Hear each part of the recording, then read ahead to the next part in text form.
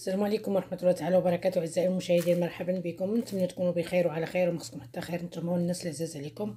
شكرا لكم أخواتي كاملين. اليوم نهار جديد وفيديو جديد بإذن الله.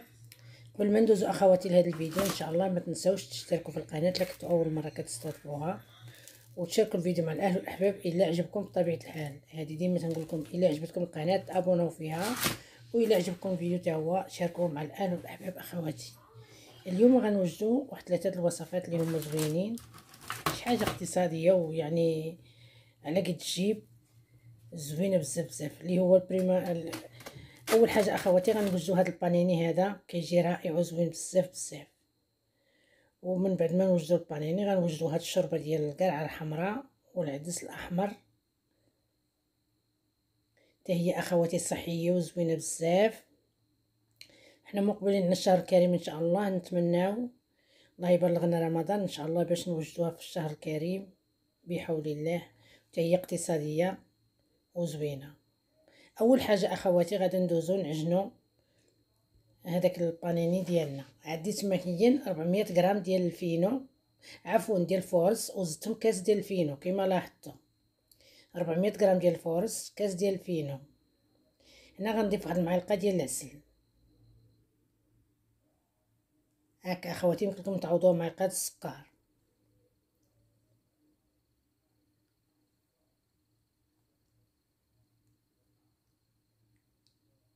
انا ضفت يعني العسل ديال النحل، وانتم تيبقى لكم اختيار، يمكن لكم تعوضوا العسل ديال تضيفوا العسل ديال الدار، يمكن لكم تضيفوا السكر.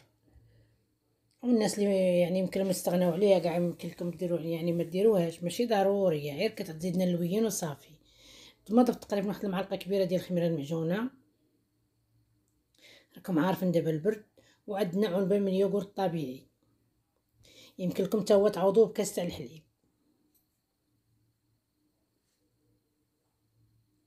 صافي اخواتي، وعندنا مياه دافيه.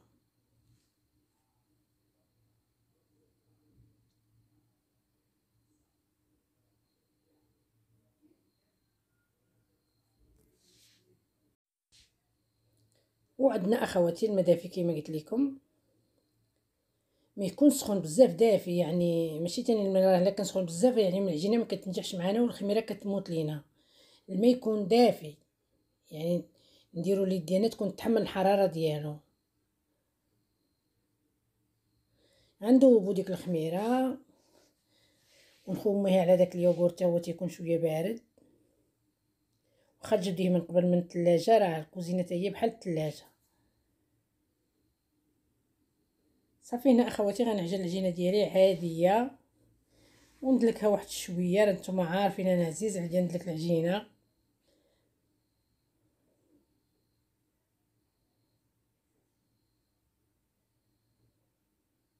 هنا غنضيف الملح. هنا اخواتي بعد ما دلكت العجينه ديالي غنضيف واحد 2 معالق ديال زيت الزيتون هكا، وغندخلهم فيها.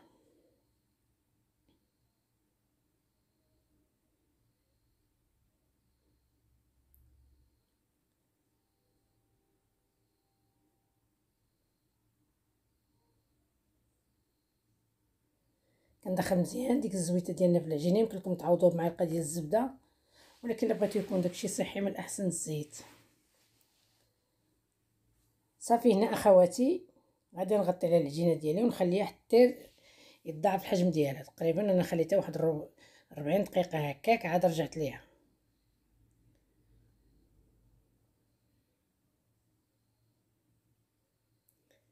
هنا اخواتي بعد ما خمرت العجينه ديالي باذن الله غندوزو العجينه ديالنا، راه هي خمرات. هانتوما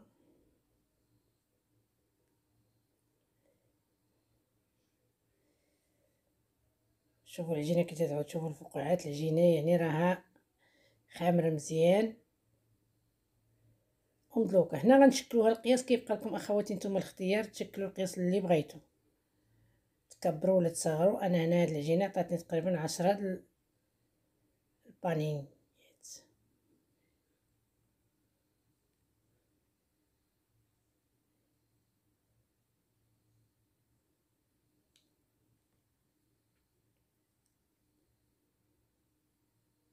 العجينه كتكون شويه خفيفه، ما كتكونش اخواتي عجينه قاصحه، ولكن كتكون شويه مرخوفه معانا.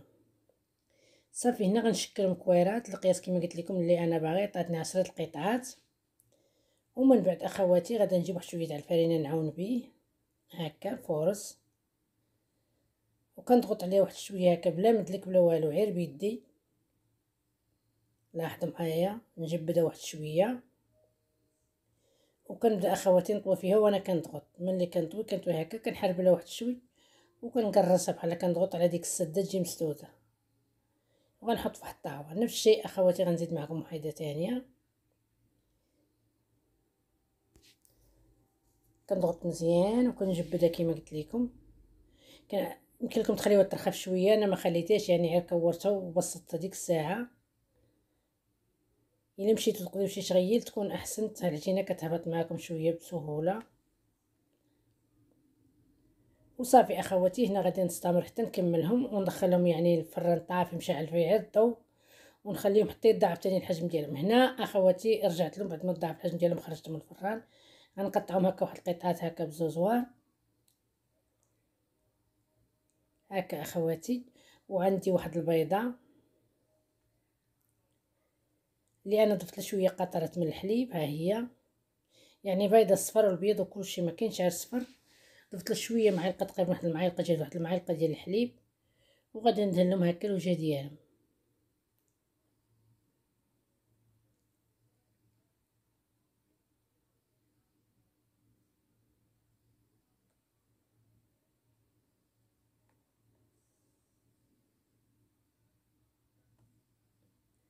هنا رانا مشعله الفران على 220 درجه، كندخل الفران على 220 حتى كيبانو كيتنفخوا، وكنرد الفران على 200 درجه ونخليهم. وإلا كانت عندكم مروحه في الفران يكون احسن.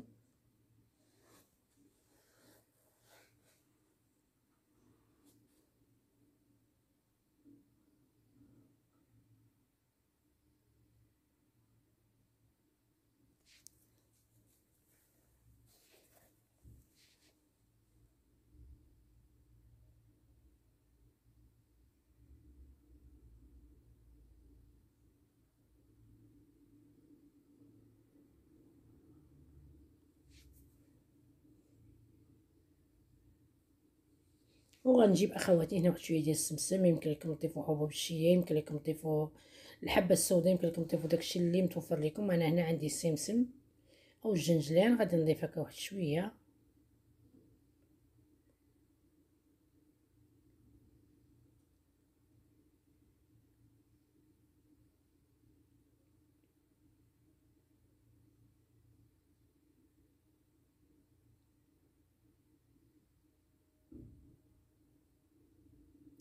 وغندخلهم اخواتي الفران كما قلت لكم شاعل على 220. ملي كيتنفخ واحد 10 دقائق كدوز كنردو ل 200 وكنخليهم حتى كيتحمروا من التحت. انا كيتحمروا من التحت ومن الفوق. وكان اخواتي هذا هو البانيني ديالنا. ها نتوما انا خرجتهم، يعني انا شركتهم، راه كانوا كل 5 في العطا. درت كلشي في الطاوه دابا وحده هنايا. لاحظوا معايا كيجيو رائعين وزوينين بزاف وخفاف، وكيعجبوا حتى الوليدات، وزوينين للكوتي للفطور شي حد يعني الا بغا يدي معاه شي حاجه هكا الخدمه ولا الوليدات ولا شي حاجه اللي هي زوينه بزاف. وما كيطلبوش منا اقتصاديا، ما كيطلبوش منا شي مجهود كتير، ما كيطلبوش منا شي مكونات كتير. وهادو اخواتي الا بغينا نشريهم من على برا كيكون يعني الثمن كيطلعوا علينا غلا ما نوجدهم في الدار. لهذا علاش اخواتي ما نوجدوش هاد الخبيزات هكا اللي كيكونوا زوينين وصحيين في الدار ديالنا. ومع هاد الغلاء وهاد هاد الشيء اللي كاين دابا، راه اخواتي من الاحسن اي حاجه نوجدوها في الدار. يعني ديما الا بغيتو توفروا، بغيتو يعني توفروا، ما غاديش توفروا عا باش تجيو يعني نقولوا حنا حدو قدو. اما التوفير ما بقى دابا ما يوفر حتى واحد. بالنسبه للغلاء اللي ولا في الخضر، الغلاء اللي ولا في الطحين، الغلاء اللي ولا في الزيوت، لا حول ولا قوه الا بالله. نتمنى ربي يلطف بينا وصافي، هادشي اللي كنتمناو. الغلاء اخواتي راه ماشي في المغرب، راه حتى عندنا حنا، راه الغلاء عندنا تقريبا كل شيء زادوا فيه في الاول، ولكن دابا زادوا نقولوا حنا زادوا فيه بزاف عاوتاني. كانت واحد الزياده في الاول وكنا تنقولوا راه كلشي تزاد. ما كفتهمش الزياده الاولى، زادوا الزياده الاولى والزياده الثانيه والزياده الثالثه، دابا ولينا فيها في اي حاجه زادت. لا اله الا الله محمد رسول الله. لهذا اخواتي كنصح السيدات والامهات والسيدات البيوت يحاولوا يديروا الخبيزات في الدار، يحاولوا يديروا، لا بغاو يديروا الباكيت في الدار، يحاولوا بغاو يديروا مسيمنات يديروهم في الدار، باش اخواتي يعني بنادم ما يكلفش على نفسه. وكان اخواتي هذا هو البانين ديالنا. ودابا غندوزو نحضروا الشوربه ديالنا باذن الله. الشوربه اخواتي هنا غنديروا الشوربه بالقرعه الحمراء والعدس الاحمر. انا هنا عندي واحد البصيله وعندي طريفه ديال القرعه، تقريبا عندي واحد 200 غرام ديال القرعه، وعندي واحد الكاس ديال العدس الاحمر. غادي نديه نغسلو. انا كنت عبرتو وسستو تما وقلت قلت لا نوريه لهم في الكاس، ربما تما يقولك ماشي كاس هذاك. هنا اخواتي ضفت القرعه والبصله. كنت صحاب راسي كنصور ورانا ما يعني ما صورتش القرعه والبصله. وغسلت العدس وضفتو. والكوكوط عندي كنت طيبت مطيشه يعني ديال الحريره، كنبقى فيها شويه د مطيشه، واحد شويه، واحد المعلقه ديال المطيشه. هذيك المعلقه ماشي ضروري ديروها، انا غير بقات عندي في الكوكوط وخليتها، قلت بلا ما نرميها. عمرت القراعي وشاطت ليا. صافي اخواتي هنا ضفنا البصله والقرعه والكويز ديال العدس بعد ما غسلناه مزيان وقطرناه. ضفنا هنا غنضيف واحد الطريقه ديال الابزار، شويه ديال الملح،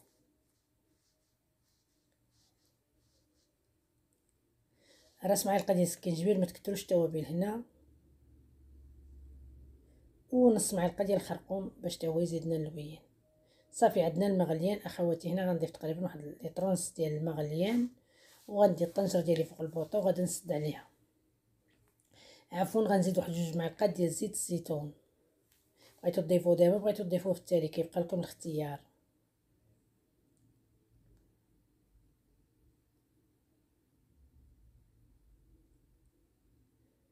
صافي خلطت كلشي وغادي نسد اخواتي. تقريبا ماشي بزاف دغيا كيطيب هاد العدس والقرعه، دغيا كيطيبوا يعني واحد 20 دقيقه، من 15 دقيقه حتى 20. هنا بعد ما طابت ليا الخضيره ديالي، ها هي جبتها الخضيره القرعه والعدس طابوا، ها نتوما شوفوا كيعادوا. انا خليتهم حتى بردوا. غنجيب واحد 3 د القطع ديال الجبن المثلث وغادي نضيفهم اخواتي، كيزيد واحد النسمه زوينه.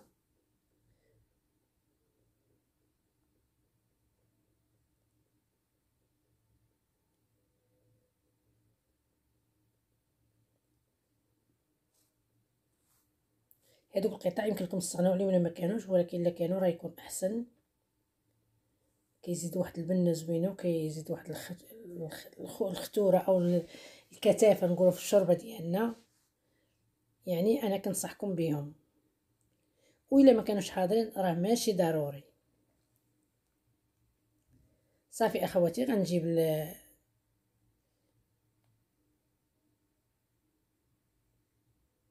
سميتو ديالي الطحن الكهربائي وغادي نطحن كلشي.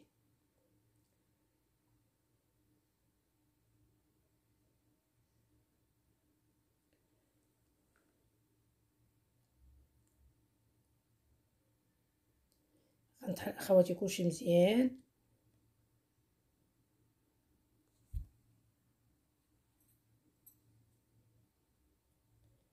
صافي هنا طحنتها، غادا نديها فوق البوطه اخواتي، غير تغلى، غير طلع فيها الغليه ونحيدها.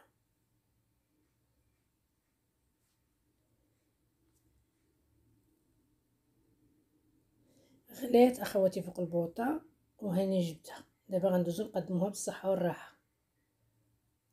هاد الشربه راه زوينه، تحضروا ماشي بالضروره رمضان، دابا الناس راه حنا في سيدنا شعبان اليوم، راه يعني عندنا 2 في شعبان، الناس هكا كيصوموا وزوينه بزاف بزاف، وحتى الوليدات راه شي حاجه صحيه وزوينه بزاف بزاف. الكثافه والخطوره نتوما تحكموا فيها. يمكن اخواتي ديروها خف من هكا ولا ديروها يعني اختار من هاد الطريقه اللي درت انا. ديما السيدات كيبقى لهم اختيار، كله كيفاش يعني كتعجبها الشوربه ديالها. كاينه اللي كتعجبها تكون يعني الكثافه اكثر من هذه اللي درت انا، وكاينه اللي كتعجبها خفيفه. تبارك الله السيدات راه كلهم تبارك الله عليهم، كله كيفاش كتعجبها الشوربه ديالها تكون. نتمنى هاد الشوربه ديالي حتى هي تعجبكم وتنال الاستحسان ديالكم، وتجربوها نتوما والعائله والحباب ديالكم في البيوت ديالكم. وصدقوني اخواتي راها الشوربه زوينه وخفيفه وفيها واحد المذاق يا سلام. تصوروا المذاق فيها بحال فيها الدجاج ملي طحنتي وتشربيها، يعني بقيت ما كتعرفيش اشنو فيها، ما تجيكش النكهه ديال العدس ولا النكهه ديال القرعه، ولا مع داك الجبن ما كتشربيها ما كتعرفيش اشنو فيها. يعني الا ما قالولكش اشنو فيها ما تعرفيش، كتجيك واحد طيبه بحال ديال الدجاج. انا جاتني بحال هكا. نتمنى اخواتي هاد الشوربه ديالي تنال الاستحسان ديالكم وتحضروها تيجي كيما قلت لكم. ولا عجبكم هذا الفيديو تاني تفاعلوا معاه وشاركوه مع الاهل والاحباب ديالكم. وحتى القناه حتى هي اللي عجبتكم علاش لا حتى هي شاركوها مع الاهل والاحباب ديالكم. ديما تنقول لكم الا عجبتكم اخواتي الحاجه، الا عجبكم الفيديو شاركوه مع الاهل والاحباب. وكانت هذه هي الشوربه ديالنا. ودابا غندوزو نحضروا واحد الكيكه حتى هي بدون سكر غير بالفواكه. عندنا اخواتي 250 غرام ديال الدقيق، وعندنا تما 7 تمرات انا مقطعاهم. عندي شويه ديال الشريحه تقريبا واش 7 واش 9. عندي 5 د البيضات، عندي حبه ديال الموز، عندي كاس معامر ديال الزيت، وعندي علبه ديال اليوغورت طبيعي، عندي كيس من الخميره، وعندي واحد الرشيشه ديال الملح. هادو اخواتي هما المكونات. على بركه الله غنجيب تاني الخلاط. غنضيف البيض راه عندي البيض صغير علاش ضفت 5. لكن اخواتي عندكم البيض كبير ضيفوا غير 4. هنا غنضيفوا الشريحه او الكرموس والتمر.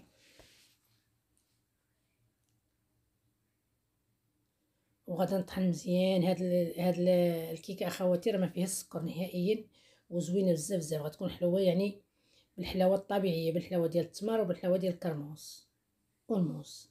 وكتجي يا سلام، كتجي يعني واحد الكيكه بحال مسقيه. نتوما غادي تشوفوا معايا. صافي هنا غنعاود تاني نطحن اخواتي بعد ما ضفت اليوغورت والزيت. هنا جبت المول ديالي ضفت واحد الرشيشه ديال الملح او طريقه ديال الملح كما شفتوا.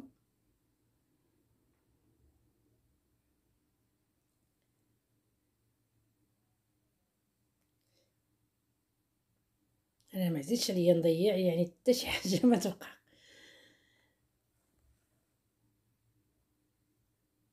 صافي هنا هذا هو الخليط ديالنا اخواتي. غنجيبو ديك الحبه ديال الموز، ولما دابا تكون الموزه يعني طيبه مزيان غادي نحطها في داك الصحن، وغادي نمعسها بالشوكه مزيان تتعود. مبغيتش انا نطحنها، بغيناها تجينا باينه في الكيك ديالنا.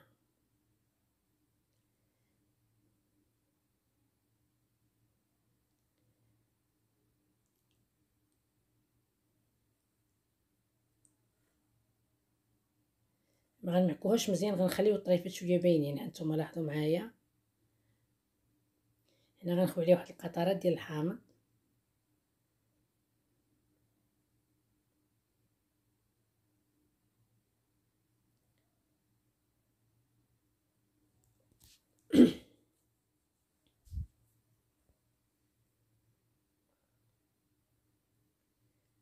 وغادي نضيف اخواتي الموزه ديالي الخليط كما لاحظتوا.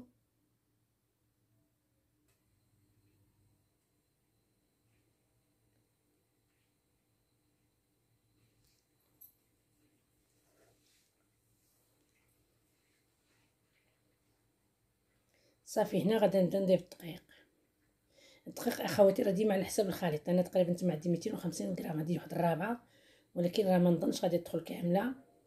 راكم شفتوا الخليط عندي جا يعني ثقيل.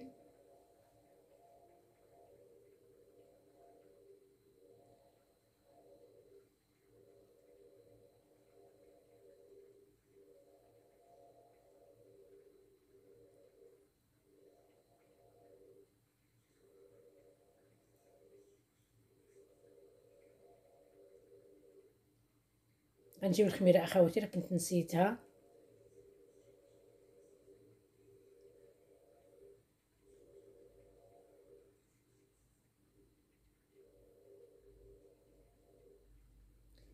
كنهبطوا دوك الكويرات اللي تيبقاو لينا ديال الخميره او التكتلات.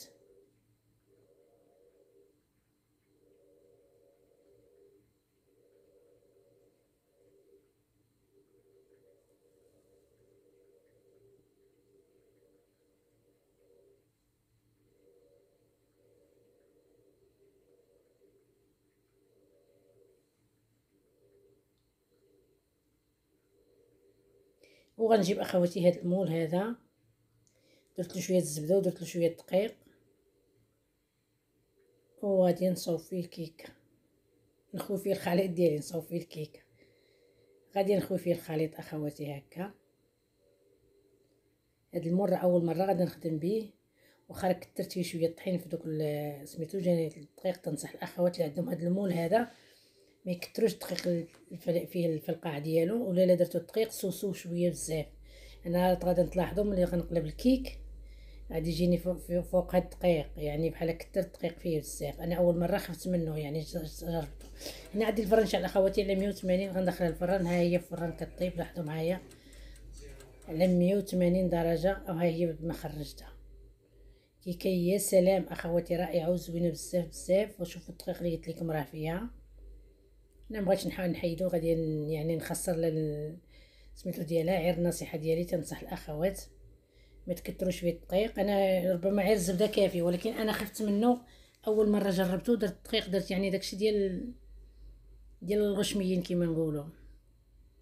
وكانت اخواتي هي الكيكه ديالنا الرائعه الزوينه، يعني كيكه صحيه بامتياز بدون سكر، رائعه وزوينه بزاف بزاف، ديال الناس اللي دايرين الحميه والناس اللي عندهم داء السكري.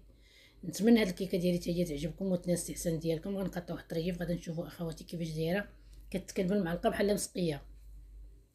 هانتوما لاحظوا، شوفوا اخواتي دوك الطريفات ديال البنان كي دايرين، كيفاش تيجيو باينين فيها.